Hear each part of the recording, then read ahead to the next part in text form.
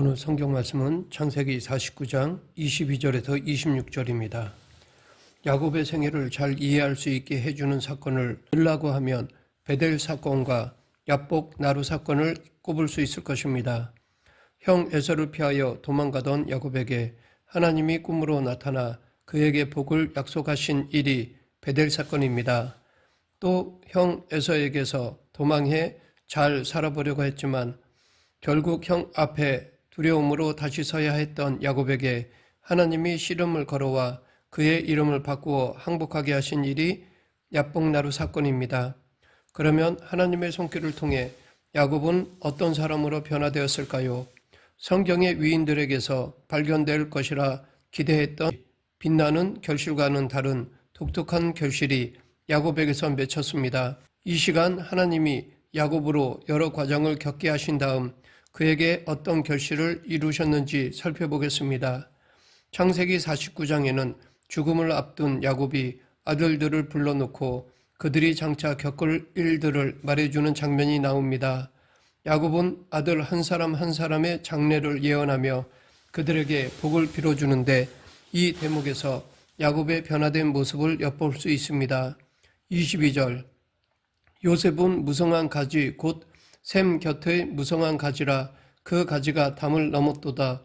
활 쏘는 자가 그를 학대하며 적개심을 가지고 그를 쏘았으나 요셉의 활은 도리어 굳세며 그의 팔은 힘이 있으니 야곱은 요셉을 샘 곁의 무성한 가지로 비유하였습니다. 얼마나 무성하게 잘 자랐는지 가지가 담장을 넘었다고 합니다. 활 쏘는 자들이 요셉의 무성함을 보자 적개심을 품고 그를 향해 활을 쏘지만 저기를 품고 쏜 그들의 화살보다 요셉이 쏜 화살이 도리어 굳세다고 하였습니다.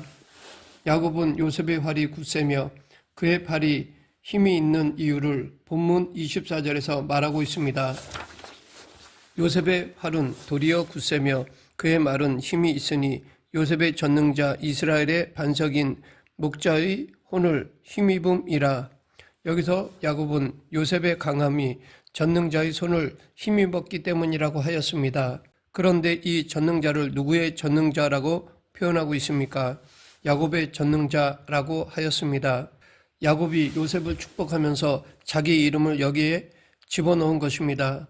이와 비슷한 표현이 계속 이어집니다. 25절 내 아버지의 하나님께로 말미암나니 에서도 단순히 하나님께로 말미암나니 라고 하지 않고 내 아버지의 하나님이라고 덧붙였습니다. 여기서 내 아버지는 야곱 자신을 말합니다. 솔직히 자신의 이름을 여기 넣는다는 것은 좀 낯간지럽게 여겨지기도 합니다. 또 26절에서도 내 아버지의 축복이 내 손조의 축복보다 나아서 라고 다시 한번 강조하며 요셉에 대한 축복을 마무리합니다.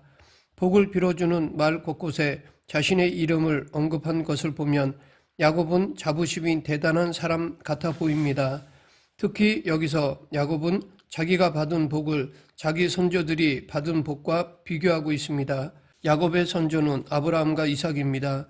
그렇다면 이 말은 야곱 자신의 축복을 아브라함과 이삭의 축복과 비교하고 있는 것입니다. 야곱 대 아브라함과 이삭이라고 하면 누가 더 셀까요? 아브라함만 놓고 보아도 야곱보다 훨씬 나을 것 같은데 야곱은 내 아버지의 축복이 내 선조의 축복보다 나아서 라고 말하였습니다. 그러면 야곱은 어떤 사람으로 변화되었기에 이렇게 말할 수 있게 된 것일까요? 본문에서 야곱의 말을 살펴보면 복을 베푸는 주체는 늘 야곱의 전능자나 내 아버지의 하나님으로 되어 있습니다. 한 번도 나 야곱이 주체가 된 적이 없습니다.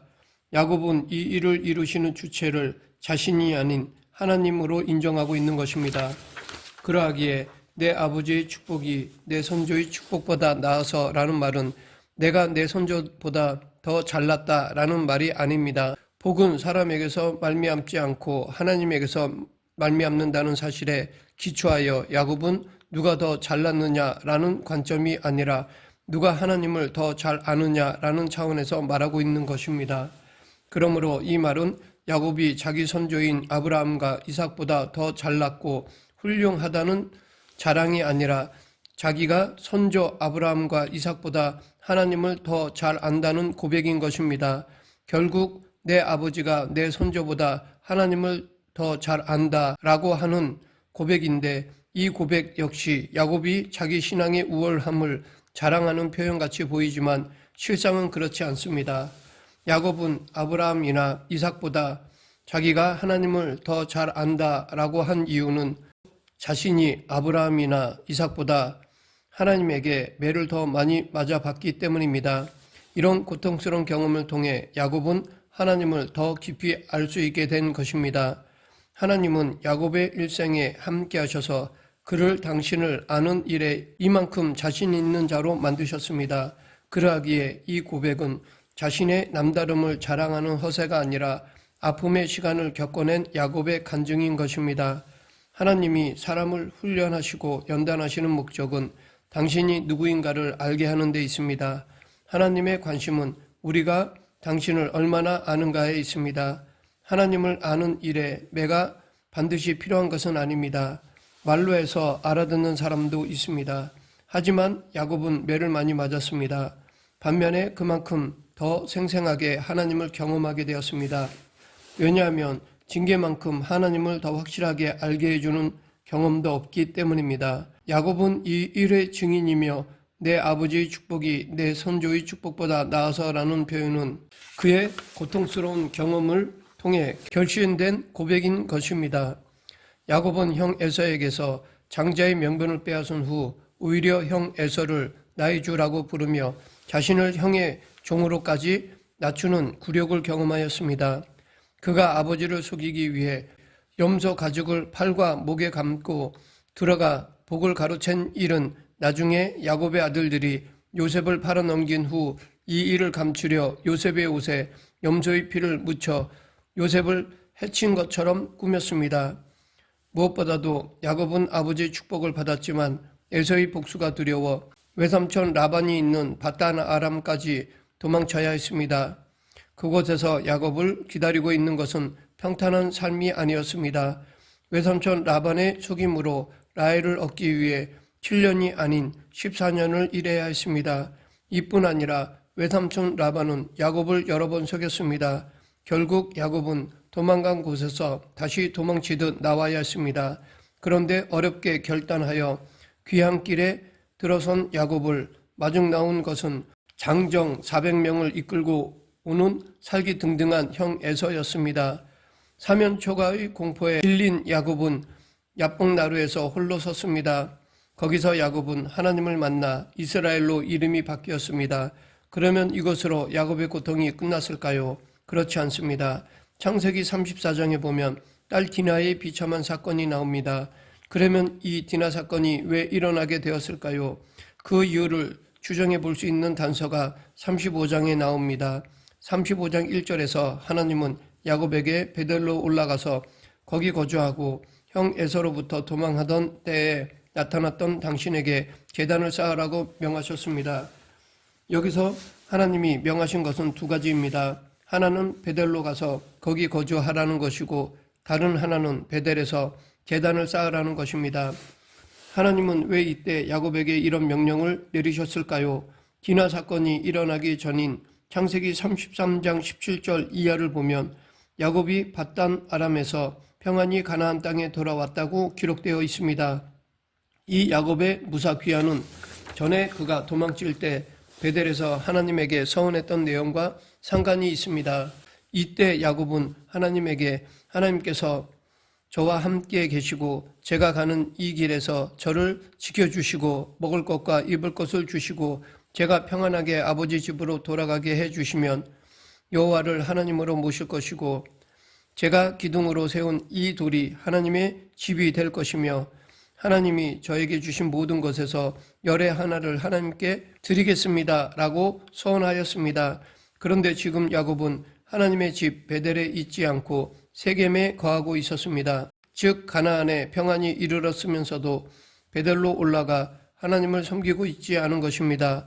야곱의 생애를 대하면서 드는 생각은 야곱은 정말 지독하게도 하나님 말씀을 안 듣는구나입니다. 그런데 이런 모습은 비단 야곱에게만 있는 것이 아닙니다. 우리도 마찬가지입니다. 그래서 성경은 의인은 없나니 하나도 없다고 합니다. 또한 인간을 향해 너희는 열린 무덤이다 라고 합니다. 이처럼 야곱의 생애는 인간의 본성을 적나라하게 잘 드러내주고 있습니다. 야곱은 가나안까지 평안히 왔고 지금 그는 가나안 땅 세겜에 거하고 있습니다. 야곱은 바라던 대로 고향에 돌아왔으니 이제는 걱정할 일이 없어 보입니다. 그런데 근심할 것 없어 보이는 야곱의 안일한 삶에 어느 날 하나님이 평지풍파를 일으키셨습니다. 그럼에도 야곱은 아직 사태의 심각성을 파악하지 못한 것 같습니다. 세겜에서 벌어진 이 일을 겪으면서도 야곱은 지금 하나님이 얼마나 중대하게 개입하시는지 제대로 깨닫지 못하고 있습니다. 그러자 하나님이 야곱에게 강하게 베델로 가서 거주하고 당신 앞에 제단을 쌓으라고 하셨습니다. 아마 야곱은 하나님의 이 명령을 듣고서야 비로소 자기가 겪은 사건의 전모를 이해하게 된 것 같습니다. 이렇게 생각할 수 있는 실마리가 35장 2절에 나옵니다. 야곱이 이제 자기 집안 사람과 자기와 함께한 모든 자에게 이르되 너희 중에 있는 이방 신상들을 버리고 자신을 정결하게 하고 너희들의 의복을 바꾸어 입으라. 아마도 야곱은 자기 가족들이 우상을 섬기고 있다는 사실을 알고 있었던 것으로 보입니다. 그러면 야곱은 하나님을 아는 사람인데 어떻게 그의 가족이 우상을 섬길 수 있었을까요? 설령 가족들이 우상을 섬겼다고 하더라도 이를 알고도 야곱이 그냥 두었을까요? 그런데 이것은 야곱만의 모습이 아닙니다. 우리도 그럴 수 있습니다. 우상이란 다른 것이 아닙니다. 우리와 하나님 사이의 온전한 관계를 조금이라도 방해하는 것이면 전부 우상입니다. 우리의 우상은 무엇보다도 우리 자신입니다. 우리에게는 자존심, 자기 만족이 언제나 최우선입니다. 창세기 35장에서 보듯 야곱은 하나님의 강한 명령을 듣고 나서야 인간이 어떤 존재인지를 비로소 이해하게 되었습니다. 그리고 이런 깨달음 뒤에야 오늘 본문에 나오는 고백을 할 수 있게 된 것입니다. 모든 복의 근원은 하나님이다. 그분만이 우리에게 복을 주실 수 있다.